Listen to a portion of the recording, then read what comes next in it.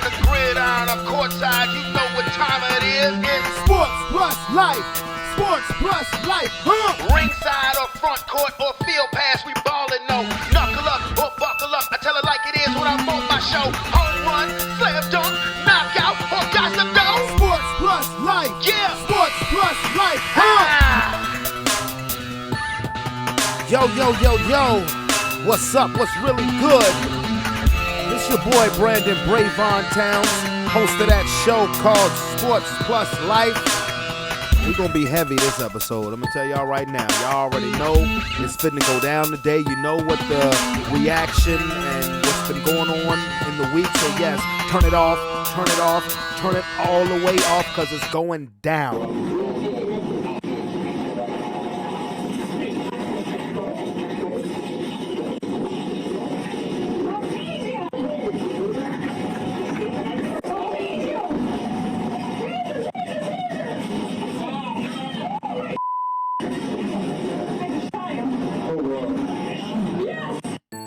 Well, guess what, people? I'm pretty sure by now everybody knows what sound image that was. That was our lovable people of law enforcement effing up all over again. Once again, the police have shown that they are not to be trusted. I didn't even go into the, the normal pageantry that I do before the show. Yes, my name is Brandon Brevon Towns. Me and reintroducing myself. This is another episode of Sports Plus Life. The reason why I didn't do that is because I'm not gonna lie to you.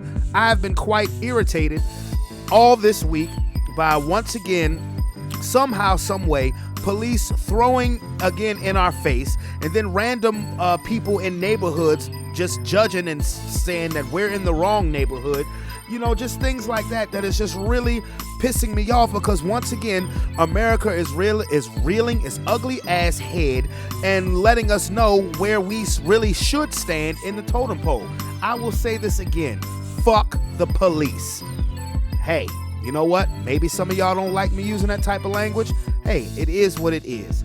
But that sound that you heard was 26-year veteran Officer Kim Potter shooting and killing an unarmed black man by the name of Daunte Wright, 20 years old. 20 years old. And guess where it happened? Guess where it happened? In the great state of Minneapolis. It was in Minnesota. Why is that important? Because maybe about, 10 miles down the road from where this tragedy happened is a court case going on for another certain tragedy I think you guys may have heard of. You know, the George Floyd murder that happened not even a year ago in Minnesota. Same place where Philando Castile got murdered, in Minnesota, all by police. You know, what is that doing? Note to self. Don't mess around with Minnesota. Don't go to Minnesota because obviously Minnesota police has a problem with black people. Obviously. Don't sit here and say you don't. You keep killing us. You keep killing us when we're unarmed and posing no threat. Are you joking? A traffic stop has to lead to a 20-year-old that's dead now? A 20-year-old who actually was a father himself? A 20-year-old who's just a couple of years removed from high school? A 20-year-old who had his whole future ahead of him, who's now dead over a traffic stop? Dead tags, past warrants, I don't care. That leads to him being dead. This is America. That's all I can say. This is America. I mean, it is absolutely ridiculous. And before anybody goes on any temper tantrum or anything like that, like I said in a quick YouTube video that I posted the day that this happened, why does it always seem to turn fatal with us? Why? I don't get it. I don't get it. It just makes no sense to me. I mean, seriously. I mean, white people go in, shoot up a church, shoot up a school, bomb some shit. They get a date with a courtroom. Black person drives with maybe expired tags or runs a red light. We got a date with the Undertaker. I don't understand. I don't get it. And then people actually have the nerve to question why black people are so angry. I don't understand. And then we have people like Brett Favre that wants to come out and say that sports should stay out of politics and that Colin Kaepernick's kneeling of the for the national anthem flag did more harm than good. Really? Because Black people are now sick and tired, or have been sick and tired, but now are getting up the gumption to finally speak up and say, hey, we are sick and tired of seeing people like us being shot and killed dead in the street because black athletes are now using their platform for something other than just dribbling a ball or throwing a baseball or swinging a bat or catching a touchdown, because we're actually using our platform to address the right and the wrong that is going on in this nation. And then you have people like Brett Favre from Mississippi. Why does that not surprise me? Talk about, no, I don't think that's a good idea. You are just a white boy from Mississippi who sends dick pics to a bitch that ain't even your wife. Colin Kaepernick is actually a true hero because he gave up everything on the principle of right and wrong. And excuse me, another point I'd like to add, since everything was such about the flag in the military, I'm sorry, didn't police footage just get leaked about the police harassing a black lieutenant who was in uniform and he got pepper sprayed? So, I'm sorry, that notion of, we care about our military goes out the damn window. You know why? Because one uniform that officer could not take off was his black skin. And that's all the bitch ass cops, and this happened in Virginia. That is all that they saw, was that this person was black. That United States uniform, that American flag patch on his arm meant nothing. When you have a lieutenant in the military saying, I am scared to get out of the car, and then you have a cop that says, you should be. Really? I'm not trying to be funny, but I told my son the other day, I said, you know what, son? I said, I'm being totally honest with you. I said, do not trust the police. I said, don't disrespect them. Don't be disrespectful towards the police. Be respectable towards them, but don't trust them. I know your school likes to make it seem like that they're your friends. They are not your friends, because they view you as a threat. They view me as a threat because of the color of our skin. It's not anything that we did wrong. I told them, you're black and you're beautiful. Never be ashamed to be black. These people should be ashamed of themselves. And a lot of people who are not black, who are in positions of authority, actually it's their guilty conscience for why they continue to treat us like trash, because maybe one day they are afraid that if we were actually to rise to power, that we would actually do the same way, we would do the same thing, that they did to us for 400 years. But I don't see us doing that. I do not see us doing that, and I'll give examples why later. But Daunte Wright, 20 years old, Minnesota, shot and killed by a police officer, Kim Potter, who did turn herself in, who is being charged for manslaughter, but now is already out on bond. Let that bitch sit in there and rot. She shouldn't have got bail. I don't care, because first of all, you were on the force for 26 years and you can't tell the difference between a handgun and a taser? Give me a break. Miss me with that lie. Like I said, why does it always have to turn fatal with us? It's always some excuse when a police officer kills an unarmed black man. It's always, well, I thought it was this. I thought it was that. Or now the most famous line that was made really popular in 2020, I was in fear for my life. I thought it was a taser. I didn't think it was loaded. I was in fear for my life. It's always some bitch ass excuse for why black people don't even get to have a day in court for something that they didn't even do wrong. It's just, it makes no sense. We don't get a chance to defend ourselves, but then these people out here act like we are the threat. Are you kidding me? Do you see what is going on?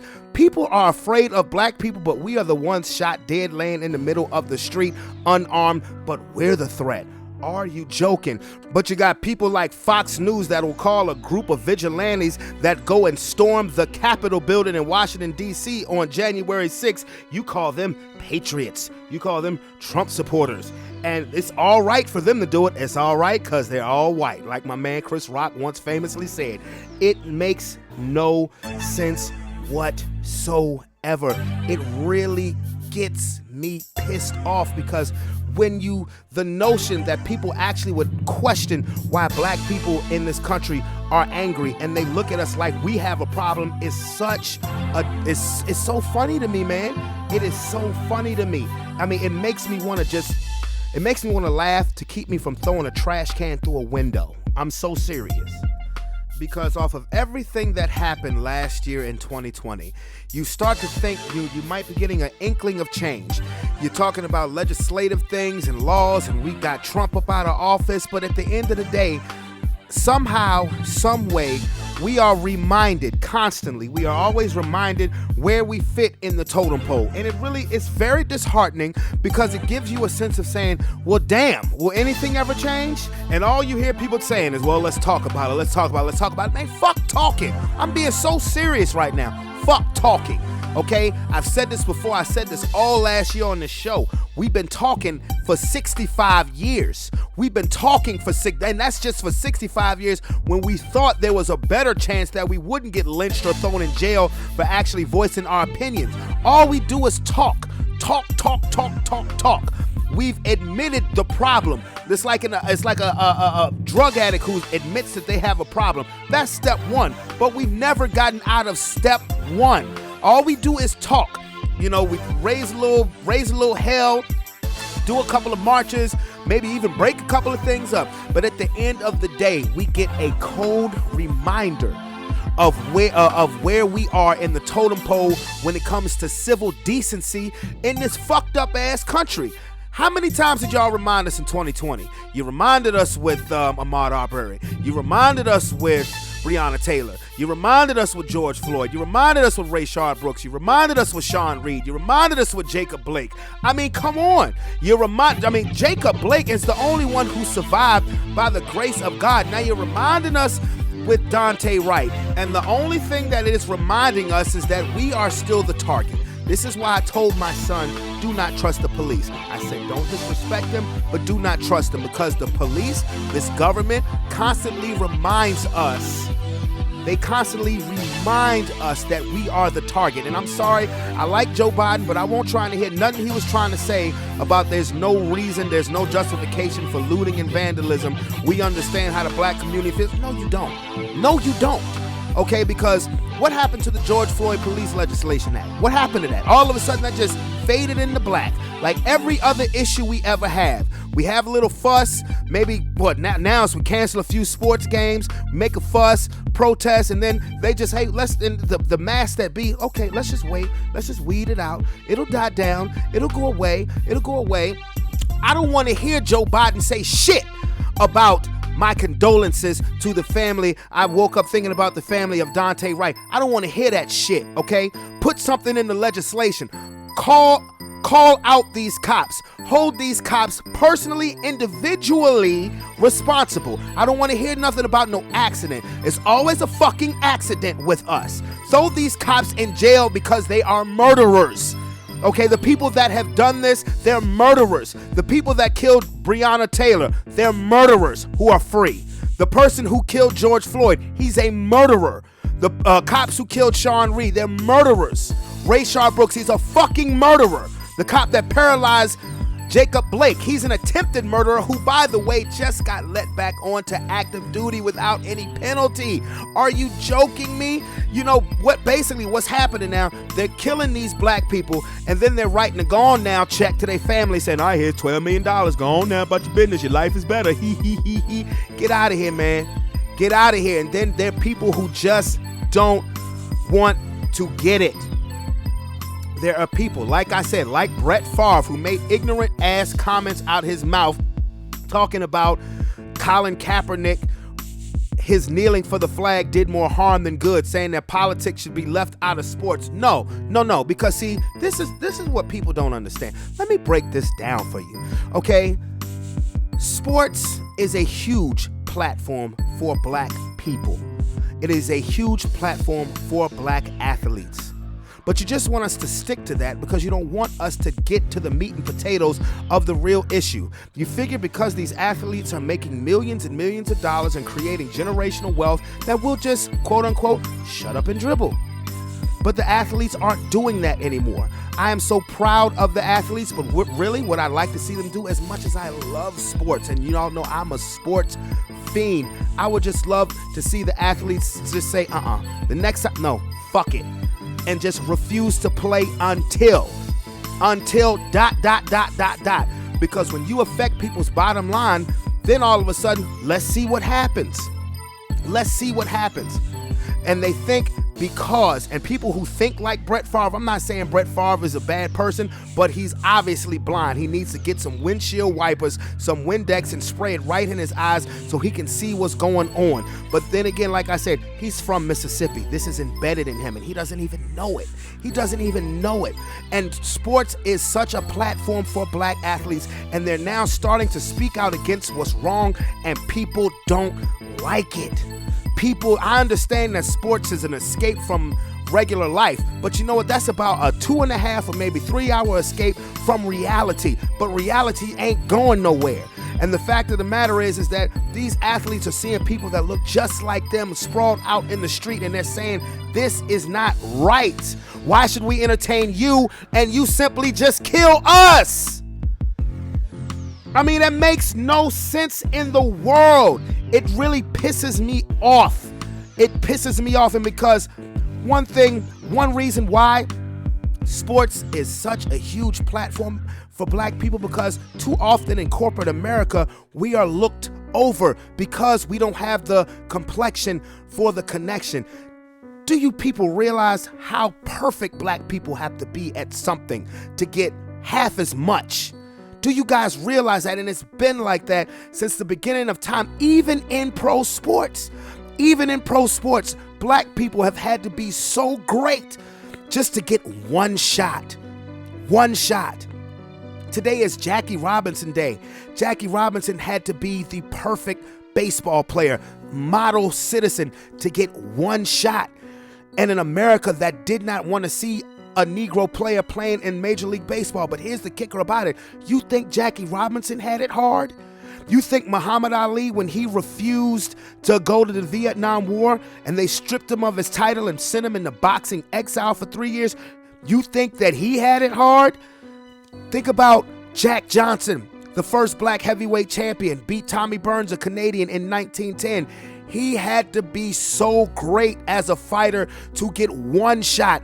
And that he had more trouble than any of them, because in order for him to get the greatest title in sports at the time, the greatest honor in sports at the time was the heavyweight champion, he had to beat the crap out of white people to do it. He was a fugitive from the law while he was the heavyweight champion. And why was he a fugitive? Because in the white supremacist world that was in the early 1900s and still exists today, he was married to a white woman, so that made him an outlaw. We've had to be so perfect to get half as much. And they were so fed up with Jack Johnson that when he finally lost the title, a black wouldn't get a shot at a heavyweight championship for another over almost 30 years. Joe Louis had to be so perfect to get that one shot. That one shot.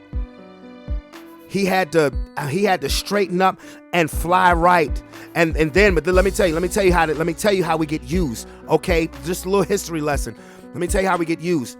When Joe Louis became heavyweight champion, it was amidst of World War II and the Great Depression, and Nazi Germany was pretty much taking over the world, right? Okay, so during the 1936 Olympics in Germany, where Hitler and all of his cronies were at, who was the athletes that are saying, we're not going to stand up to this Aryan race bullshit? No, who did it? Who went over to Germany and absolutely killed it at the 36 games? A runner by the name of Jesse Owens went over there and manhandled everybody in those Olympics, right? Black man, right? So then Joe Louis beats Max Schmeling, at the time Germany's top boxer, representative of Nazi Germany. He didn't even want to be a representative of Nazi Germany, but they were so knee deep into Hitler and taking over the world, he had no choice.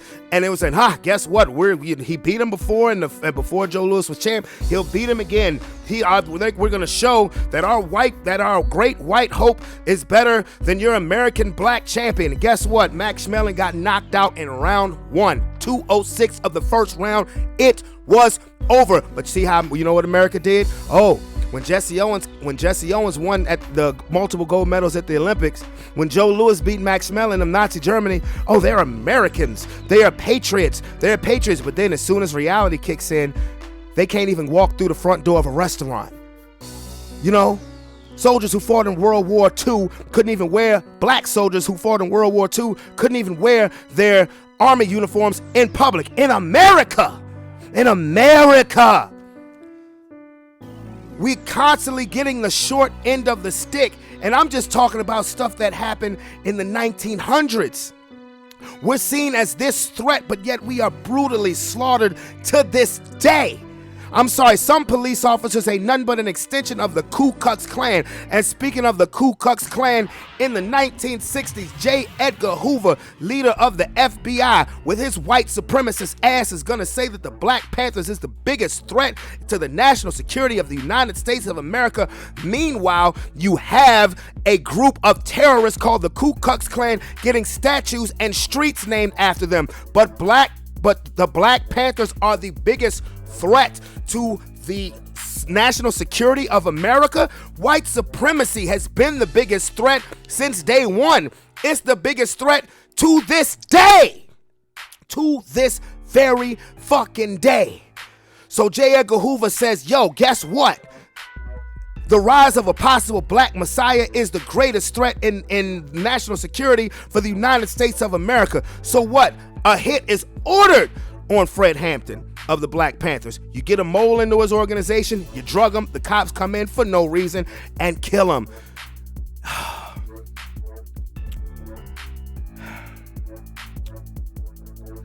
You know, sometimes I wish that I could, you know, when I do this podcast, I do it because I'm addicted to sports. And for those of you who've known me for a long time but didn't know how addicted to sports that I am, because when I see people that I haven't seen in a long time, the first thing they ask me is, you still singing? And that's great and all. But one reason why I do this podcast is because I can vent. I can vent. And there's a part of me that wishes that I could vent on a stage and have 1,000 people listening to me and just trying to get a message home. I'm not preaching racism. I'm not a racist, but I am a realist. And one thing that I have learned the older that I get is how messed up the core values of this country is. We talk about, and it pisses me off when I think about history class in my son's school, and my daughter's about to start school, and they're going to talk about these forefathers like they were great men. They were not. They were not. Black people were seen as 3/5 a man. These in the Constitution, these rules, these laws that were set up by our quote-unquote forefathers were for white men, by white men. Not even women was included. And this is the stuff that they teach our kids at such an early age, and it really makes me sick, because the things that were going on around the time of the forefathers was absolutely disgusting. And if I could talk to a black family who was alive back then, of course I know they're not, just being facetious, but if I could talk to a black family or a Native American family, I'm pretty sure that they wouldn't disagree with me. And I wish that I could speak to a larger audience and really get my point across. But see, here's the problem. The problem with that is when you are a black person and you speak truth and people start to agree with you, particularly people outside of other races, when they start to agree with you and they start to stand with you, you know what happens? They kill you. You get ordered to be killed, okay? Malcolm X was ordered to be killed, not just by the Nation of Islam. I mean, come on now. Think about this. Malcolm X, who for years was saying white devil, white devil, white devil. I'm not going to say white devil because I'm in no position to call anybody the devil. But the Honorable Elijah Muhammad said this. The Honorable Elijah Muhammad said that. White devil, white devil, white devil. Then when he gets exiled from the Nation of Islam, he takes his religious journey to Mecca and he sees that Muslims are all colors, not just black, but they are tan, they are brown, they are white. And rather than him possibly becoming a black messiah or building up a nation of Muslims of all colors, he gets killed. Martin Luther King was nonviolent, turned the other cheek. But people outside of the black community was becoming sympathetic, showing empathy, and joining him on his fight. And they killed him. Do you understand what I'm saying? When you get to a certain level, when you have a certain following, not a mass, it doesn't even have to be a mass following. When you have a certain following, you become a threat. Your own government. Your own government. And you don't realize how much that this government, that this country has gone through trouble to make sure that minorities, black and brown people suffer. You don't even realize it because, one, a lot of people don't care. Whenever you have the rise of a truly, truly powerful black person who is trying to, incite change, he gets killed. We'll get you this way. We'll have a crack and cocaine epidemic that's specifically targeting lower urban communities. We'll get you that way. We can lock them up. The war on drugs, we can lock them up. One of the realest lines that I ever heard Tupac Shakur say in the song Changes, instead of war on poverty, they have a war on drugs so the police can bother me. I didn't fully understand that the first time I heard it because I was 15. I was living in my own world.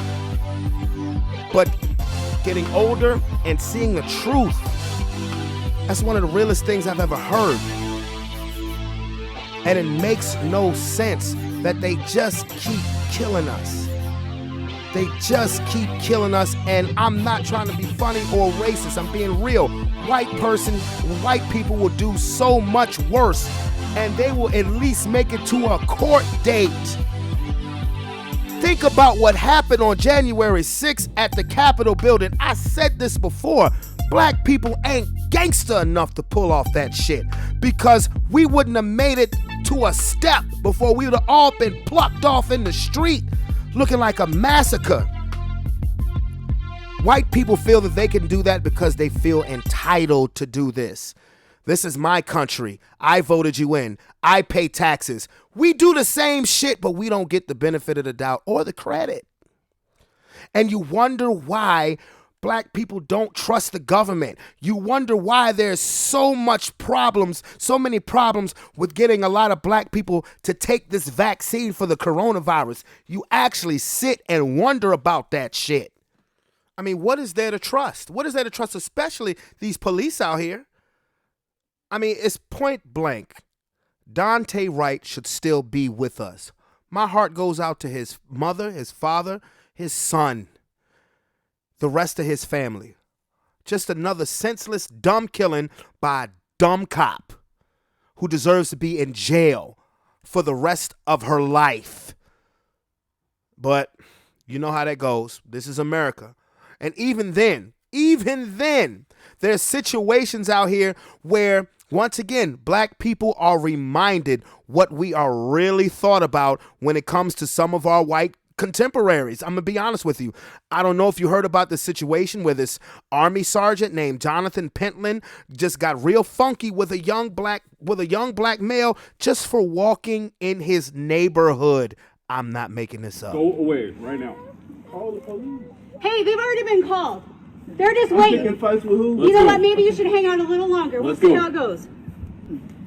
Then we won't have to get the report by ourselves. What is it you're doing here? Walking. Then walk. There's a difference between Pretty pushing sure you were the aggressor, buddy. You're aggressing on the neighborhood. Someone came running up. Walk back. You better walk away. You walk away. You're talking to my wife right now. That's your wife? Walk away. I didn't do Walk anything away. for your wife to speak. Check it out. You either walk away or I'm going to carry your ass out of here. Dude, What do you want to do? You're in the wrong neighborhood, motherfucker. Get out. Get out. I live here, sir. Where? Where's your house? What's your address? Maybe we should walk you home. You can't walk me home. Well, you want to bet what I can do? I live here, sir. So, white people move into a black neighborhood, that's considered gentrification. Black person walks around a nice neighborhood, we're trespassing. Ain't that a bitch? He's walking around in a neighborhood he lives in. He's telling him, I live here, sir. And he said, what are you doing here? Walking. Then walk. That's my wife there. I didn't do anything to your wife but speak. And the wife, her ass should have been arrested too. I'm pretty sure you were the aggressor, buddy. And like I said, the supremacy is real. Because she sat there and said, we just called the police. Okay, why don't you stick around and let's see what happens? Basically saying, you go ahead and stick around when these cops get here, guarantee you gonna get fucked up. And then the military guy, you wanna know what I can do to you? The supremacy is real. And then the wife, maybe we should walk you home. Bitch, I ain't no dog. Why don't you walk your ass back in your house? Are you joke? Ooh, that shit had my blood boiling when I saw that shit today. I mean, and then he pushed him, violently pushed him, just for walking. He was Billy Badass. I mean, because first of all, you know dude's a punk because the dude is built, he's a stocky dude, and the black kid was small and skinny. Oh, but that tune changed once that video went viral, and then you had 30 cars and 30 to 50 black people coming out deep right in front your door, and the police had to escort you out because, oh, now you're in fear for your life. You was also under arrest too. I mean, that makes no sense. What did we do? What did we do except for be black? And don't sit here and tell me, I'm sorry, look, I believe that there are people out here who generally have good hearts and they see equal. They see equality, they want equality. But I'm sorry, nobody better not never tell me that you don't see color. Because that's all that asshole and Mrs. Asshole saw when that kid was just walking. That's it. I mean, that was disgusting. I hope he gets dishonorably discharged from the military because he just showed what he thinks about black people. Black dude not doing nothing. You walk away, you're in the wrong neighborhood. You know, I know not everybody, thinks quickly on their feet, but I just wish that kid would have asked him, okay, so what neighborhood do you think I belong in? What kind of neighborhood do you think I live in? Since I'm in the wrong neighborhood. Don't ask me for my address. That's none of your goddamn business. What neighborhood do you think that me, black person, belongs in? Wonder what his answer would have been. Probably just been, well, not here. Why? I mean, I saw the neighborhood. They look like neighborhoods I deliver to every day. And it's sickening. It's sickening. I'm not even going to sit here and say, America, we got to do better because we know we have to do better. It's just a lot of us choose not to. And I'm sick and tired of us saying, hey, let's have a conversation about this. No, fuck talking. Okay? Fuck talking. You only get scared when shit gets destroyed. When people finally say, I'm sick of it. Oh, my goodness. Okay. All right. Let me get myself together. Before I start talking any sports, and I'm not going to talk a lot of sports. My best friend Alicia just lost her father, Ron Currin. Lost him last Saturday. He had about a 5-year battle with cancer. And when I tell you, if you listening to this and you know Ron, man, you knew somebody special. That was my guy. Looked at him like a father myself. Particularly while in high school, fresh out of high school, I would go over there all the time. I mean, she's my bestie. And we would just trip out. We would always have such a good time. I mean, he had this massive cookout in this property that he owns at the end of July every year from 2002 to 2019. And when I tell you, it was an event.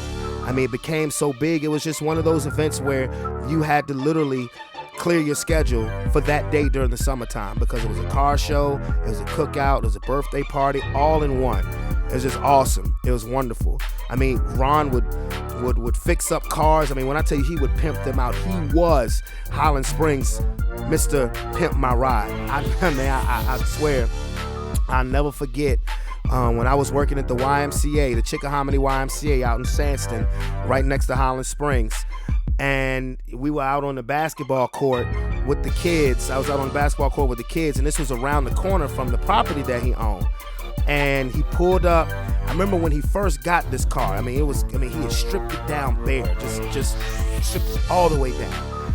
And he had just put brand new paint job on it. He put some chrome on that thing, and he pulled up next to that basketball court, beat the horn. I turned around. He just put his arms in the air. Was like, "What you think?" Man, and I'm supposed to be on the basketball court watching kids, and I hopped the gate. I'm like, "Oh snap!" And I ran right up to it like it was Santa Claus in his sleigh, cause that joint was so fly. That it was just. But that's the type of stuff that he did all the time. I mean, he was a wonderful husband. He's a wonderful father, a wonderful friend, wonderful mentor. I mean, I was blessed enough to see him, I say about 3 weeks ago, because his daughter, my best friend Alicia, she threw a parade for him, and it had to be called off a couple of times because of the weather. And unfortunately, I wasn't able to make the parade because I had to work, but I did go over there, right after I got off work to see him. And when I tell you, if there's no other human being that was worthy of a parade, it is him. He was worthy of a parade, not just one parade. He was worthy of a parade every year. I mean, I love this man so much. I hold him at the highest regard, right up there with my father, right up, when I look at men in my life who I hold the highest regard for, of course, my father, Clarence Towns III, my grandfather, Alvin Washington, my grandfather, Clarence Towns Jr., Wayne Ampey, Ron Currin. Right there. McKinley Tucker. My Uncle Michael. Right there. And when I tell you, I hold these men to the nearest and dearest places in my heart. And my Uncle Charles from Philadelphia. I mean, that's my Mount Rushmore of men that I know personally and that have made such a difference in my life. And as sad as I was and as I am, as heartbroken as I know that his family is, his wife, Alicia, EJ, as heartbroken as I know they are, I know one thing that everybody knows now is that there's no more suffering, there's no more pain, that he's smiling right now in a place with golden wings. And when I tell you, a lot of people say this, cliche, you were the best. No, he was the best. He was the best. And anybody who knows him, anybody who knows his family, wouldn't say anything less. He was the best. And just God bless him. God bless his family. Ron, I know you up there. I love you. And he was a king. A king. And he went to rest in his palace, in his castle. And the way that Alicia described it to me, it was storybook. It was storybook for a person who did everything that he could for everybody that he knew. And he knew a lot of people because he was that dude. And he went to glory the way a king should go to glory, in his castle with his family by his side. And we're all going to miss him. We're all going to miss him. Once again, I love you, man. You know I love your family. Leash, you know I love you. Ma, you know I love you. EJ, you know I love you, little bro.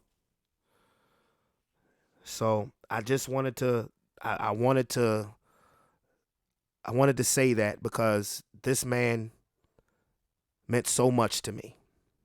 He meant so much to me. And I don't care if one person listens to this they will know what Ron Currin means to Brandon Towns. Not even Brandon Brevon Towns. This is Brandon Towns talking right now. Okay. All right, so I've done about damn near 40 minutes, maybe 40 minutes, talking real talk and talking family talk. Now, I'm going to talk some sports quickly. So, without further ado, let's get to it. All right, I'm going to start off with getting to the NB of the A. Breaking news today, LaMarcus Aldridge, just recently acquired by the Brooklyn Nets, had been playing like an all-star, just announced his retirement because of health conditions from dealing with an irregular heartbeat. And apparently this was something that he had been at high risk for a while. But he said the last game that he played on April 10th was one of the scariest experiences of his life. So he's not going to mess around. He's going to call it a career. I don't blame him. 15-year career, made multiple All-Stars. He's a future Hall of Famer. And I'm pretty sure if the Brooklyn Nets win the championship, that they will give him a championship ring. Nobody's going to feel sorry for Brooklyn that LaMarcus Aldridge is retiring, because just think about all of the fuss that was going on just 2 weeks ago when they got LaMarcus Aldridge and Blake Griffin. But in the meantime, last night, the Brooklyn Nets robbed us of a potential showdown with the Philadelphia 76ers, not playing Kevin Durant. We know James Harden is injured, not playing Blake Griffin, and we didn't know the situation with LaMarcus Aldridge. That's understandable. But I believe that KD and Blake Griffin should have played with Kyrie. Now, with that being said, you only have Kyrie out there. If Philadelphia was fully squatted up, you would think that the 76ers would have bum rushed them. They blew a 22-point lead. They did win the game, but that doesn't look good, because now you're thinking, well, damn. When Harden and Durant get there, and then you have Blake Griffin as reserve, if you had a hard time beating their reserves, what are you going to do with their stars? Even though I think Philadelphia just took their foot off the gas, but what that win did was give Philadelphia the tiebreaker in the regular season for home court advantage in the Eastern Conference. Now, a lot of people are going to say, hey, once Brooklyn is fully squatted up, that nobody's going to beat them. But here's the problem. When is Brooklyn going to be fully squatted up? I mean, the quote-unquote Big Three barely ever play together. Barely. I mean, so when is that going to happen? There is something to be said about team chemistry and playing as a cohesive unit, even in the NBA. Even all of that star offensive talent, and you actually just lost a big piece, particularly on the defensive end with LaMarcus Aldridge having to retire. But I'm starting to think, because pretty much I was one of those people, it's in the bag for Brooklyn. Maybe not so much, because you have to play together. And I understand that pretty much everybody in the NBA now runs the same offensive set. But, hey, team cohesiveness does make a difference. And Joel Embiid has been a monster. He missed 10 games recently, but now he's been back for maybe about a week and a half. And I think he's firmly put his stamp back on being in the lead in the MVP race. A lot of people will say maybe, because people would like to say Jokic, but the Denver Nuggets are the 4th seed in the West, albeit the tough West. But the Philadelphia 76ers are number 1 in the East, and I think have the 2nd best record in basketball.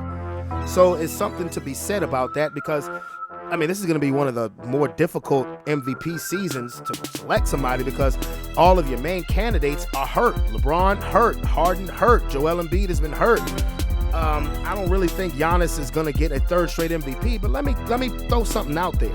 You know who I honestly think should have serious consideration for MVP? Chris Paul. Why do I say Chris Paul? Because look at the Phoenix Suns. They're number 2 in the West. They may be tied for the 2nd best record in the league with the Philadelphia 76ers, but you're talking about a franchise, an organization in the Phoenix Suns that have not been to the playoffs since 2010. And when Chris Paul elected to go there from Oklahoma City, I was like, what? I said it on here. I thought that he should have gone to the Milwaukee Bucks. I thought the Bucks should have moved heaven and earth to get Chris Paul playing with Giannis, because I know the type of difference maker Chris Paul is as a player. So when he went to Phoenix, I said, yeah, they'll be better, but they'll make the playoffs, but I don't see them as a threat to come out of the West or even win the title. Well, I'm starting to change that stance. Now, one thing that I've heard people say is, they don't have any playoff experience outside of Chris Paul and Jay Crowder. Yeah, that's true. But all you really need is to get through a round and get your feet wet. Then, playoff experience, then it's just, you get used to it. You get used to it. So, and you got to think about how these chips are stacking up now, right? Okay, Lakers are banged up. If you're a Laker fan like myself, you hope that LeBron and AD are healthy, are fully healthy. I'm sorry, no, Phoenix has the second best record, clear cut, in the league behind the Utah Jazz. So you hope that the Lakers are healthy, but Jamal Murray just tore his ACL, and I feel terrible for him because they just picked up Aaron Gordon and they had been balling. Denver had been balling. They did win last night, but right now they're in the 4th spot. And I don't see, last week or a couple weeks ago, I said if you were looking for a Lakers-Clippers matchup, you may get it in the first round if the Lakers, fall to number 6 or possibly number 7. I don't see that happening. The Lakers, while they haven't been great, they're in the 5th spot, and the team that's in the 6th spot, Portland, has just been inconsistent the last couple of weeks. So it's hard for me to see the Lakers falling out of that 5th spot. So if you're looking at a 4-5 Denver LA Laker matchup with LeBron and AD, and with Denver with no Jamal Murray, they're not beating the Lakers. So you got them banged up. You don't really take anybody that's 7 to 10 that's going to be doing this play-in thing. You don't take Memphis or Dallas or San Antonio or even Golden State or New Orleans. You don't take them as a threat. So it's conceivable that the Phoenix Suns could end up in the NBA Finals. Could I see them beating Utah? Yeah. Could I see them beating the Lakers, especially if LeBron and AD aren't 100%? Yeah. The team I see them having a hard time believing that they would beat in a 7-game series is the Clippers, mainly because now of the acquisition of Rondo, mainly. So it's getting interesting. And like I said, why isn't Chris Paul in the MVP discussion? Because dude has turned that franchise around. They have the 2nd best record in the league. They are a serious threat to come out of the Western Conference. And depending on the matchup they get, could they possibly win it? Who knows? So I definitely give props to Chris Paul, and I think maybe he should be the front runner because 1, the turnaround that Phoenix has had. 2, he's only missed 1 game. He's only missed 1 game this season. 35 years old, 15th year in the league, 15th or 16th year in the league. When we have to laud and applaud players for playing the full games because there's such prima donnas in the league now that think that they should make $40 and $50 million a year but only have to play a certain amount of games in the season. I'm not going to get started on that again. Y'all know how I feel about that. But things are getting pretty interesting in the NBA. Yes, they are. NFL news, what's dominating the NFL news? The draft. The draft, the quarterbacks. Justin Fields just had his 2nd pro day. Pro day to me is a waste of time. I don't pay any attention to it because look at the damn tape. What is a pro? The pro day is a waste of time because it's just him. It's not like the combine where you have a bunch of other quarterbacks and you see that there's a competition going on, but it's just him throwing to his people, throwing to his receivers. So pro day is a waste of time for me. I think Justin Fields is the next best quarterback behind Trevor Lawrence. I don't think that it's Trey Lance, even though Trey Lance looks God-gifted. I don't think that it's whatever the quarterback name is from BYU. I don't think it's Mac Jones from Alabama. I really don't. I think it's Justin Fields. Tape don't lie. Competition don't lie. Who the hell did BYU play? Who the hell did BYU play? And this dude, I can't even remember his damn name, but he's slated to be the 2nd pick to the Jets. Okay, That'd be the most Jets thing to do, is to get that wrong. The 49ers moving up to draft Mac Jones, I guess. You know, he was the quarterback for Alabama, but when you have 5-star recruits at wide receiver, for your top 3 receivers, I mean, damn. He should be all right. You know what I mean? He should be pretty good. But and North Dakota, I mean, I know that's where Carson Wentz went to. Trey Lance looks God-gifted. But if I'm taking any quarterback outside of Trevor Lawrence, this is just me talking, it's Justin Fields. That's just me. That's just my humble opinion. So today was more or less serious in regards to Sports Plus Life. And, I may have a Sports Plus Life talking-ish tomorrow with my man, with one of my homeboys. But all of this stuff has just been on my chest. And I needed to release and get it out. So with that being said, with a buzzer. Well, I've said a lot today. So I just want everybody to be safe, be smart, okay? Again, this is your boy, Brandon Brevon Towns. This has been another episode of Sports Plus Life. If you are not a part of the Sports Plus Life family, definitely hit that subscription button and holler at your boy. And, I like to be fun. I like to be comical. But what's going on in this country over the past week is like I almost, wish that this was just a bad dream. But unfortunately, sometimes being black in America can be a bad dream. And I'm not over-exaggerating. I'm just saying how it is. And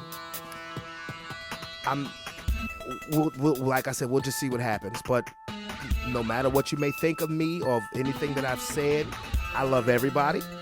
I want everybody to be safe. And I'm out this bitch.